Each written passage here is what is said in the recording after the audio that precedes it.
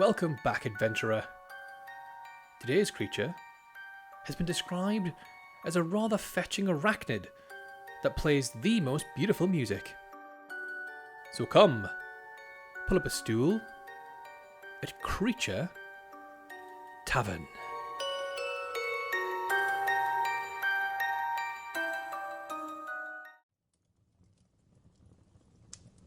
My, it's you again. With this many visits, folks are going to start thinking you like the place.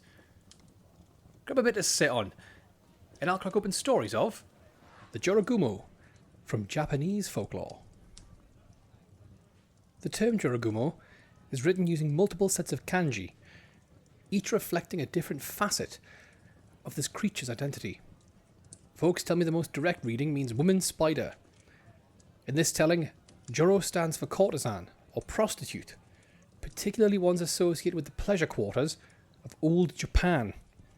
And Gumo simply means spider, resulting in a name that translates roughly to prostitute spider or courtesan spider, though they ain't the only titles you'll hear. Found an alternative writing that translates Jorogumo to entangled newlywed woman. But some folks say that's a misinterpretation, claiming the actual reading is closer to entangling bride or binding woman. Jorogumo is said to have first appeared in Japan during the Edo period, which is about 1603 to 1868, where her infamous legend became known among the locals through the use of woodblock prints, kabuki plays, and a handy yokai encyclopedia. Fun fact, the name Jorogumo is also used to reference an actual true species of spider. When out looking for a Jorogumo, you best know they come in a few shapes, each with varying degrees of humanity, slowly corrupted by its spider features. Most famously, she can take on the appearance of a very beautiful woman, often with no visible indication of her true identity. This form is used to seduce, lure and manipulate her victims into thinking she's their wife, or in one case I read, the Jorogumo in her beautiful woman form also had a baby, and she used this elaborate disguise to play on folks' empathy, making them think they were helping out a poor single mother, only for the Jorogumo to reveal her true arachnid form. And her baby, well, that was her egg sac, wriggling with developing little baby spiders. In other versions, she appears as that beautiful woman again, but with numerous spider legs poking out from her back. And some depictions go even further, showing her in a centaur-like form, with an upper body that's the beautiful woman figure, fused to the lower body and legs of a great big spider. And to arguably her most terrifying, Jorogumo take the form of a giant spider, with a white body covered in a spotted yellow pattern, with long, thin legs striped in black and yellow. To find one of these nightmare centaurs, you'll want to check out any and all caves, forests, and empty homes in the many towns and cities of Japan. That's where they're said to make their nests. Some legends specifically name Izu as a popular location for Jorogumo. It's a peninsula located in the Shizuoka prefecture of Japan's main island, Honshu. It's a well-known spot for hot springs, so you can have a little soak while you're there. Might help you relax after the terrifying encounter, if you survive. So where did Jorogumo spawn from?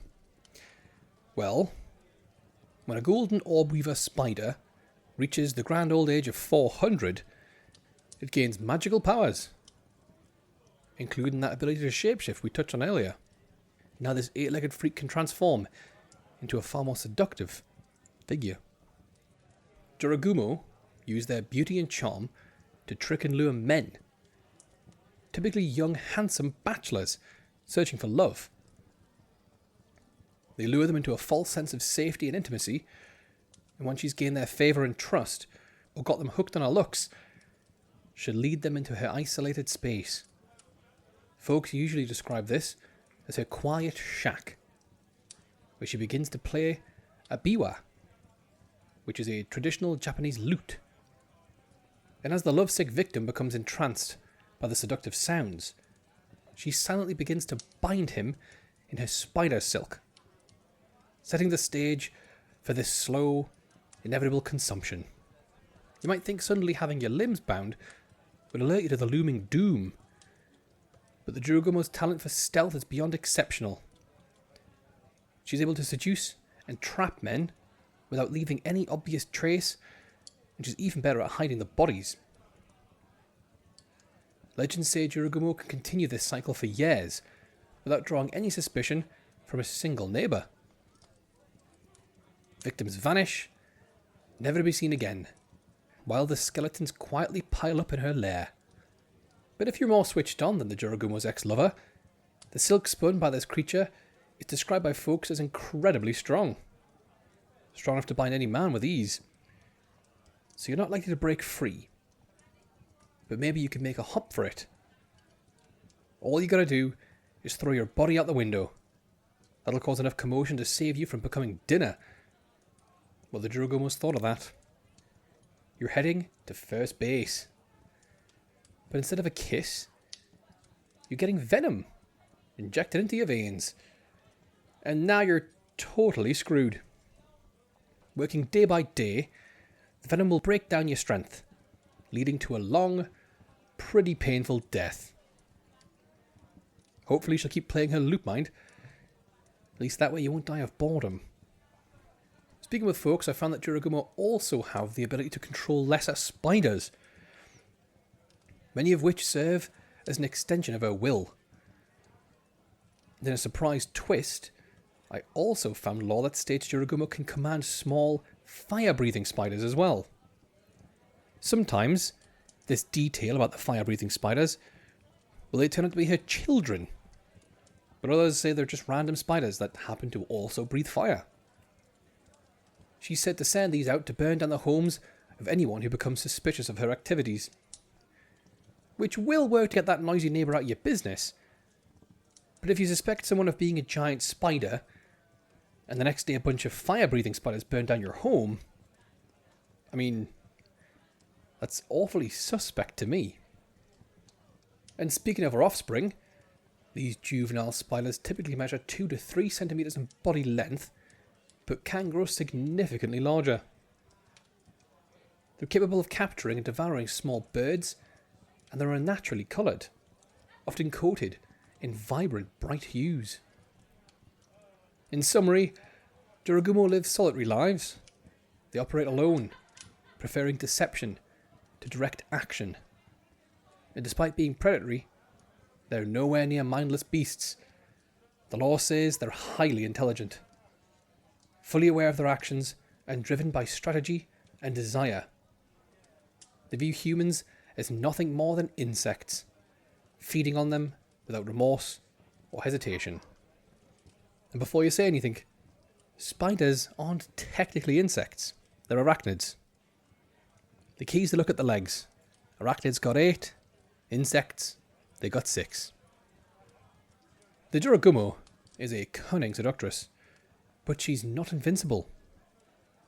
So heed this advice, and you may not end up as husband number 7. If you're female, you're fine. Jorogumo don't give a second glance to women, so happy hunting. Just be sure not to take any poison with you. It's said poison of any kind cannot kill Jorogumo. So sorry to all the rogues out there. If you're near water, or you've got a mirror handy, use them. Folks say a reflection will reveal its true spider form. And in Izu, there's a story of a man who was resting at the foot of a waterfall when his feet were bound with a vast number of spider threads. To free himself, he cut the threads and tied them to a tree stump, which was pulled from the ground and drawn into the waters. So it looks like these webs might be susceptible to blades. Just make sure you're quick and calm enough, and you might be able to get yourself loose. So long as your arms ain't bound. A variation of this tale says the logger had fallen in love with the Jorogumo, in her human form of course, but he kept growing weaker and weaker with each visit. So one day he brought a monk along with him, and this is when the spider's threads started to appear in the water, an attempt to wrap up the monk. They were just about to reach him when the monk shouts his Buddhist chant, and the silk disappears.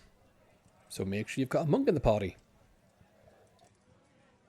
And with that, we're finished with our creature for the day.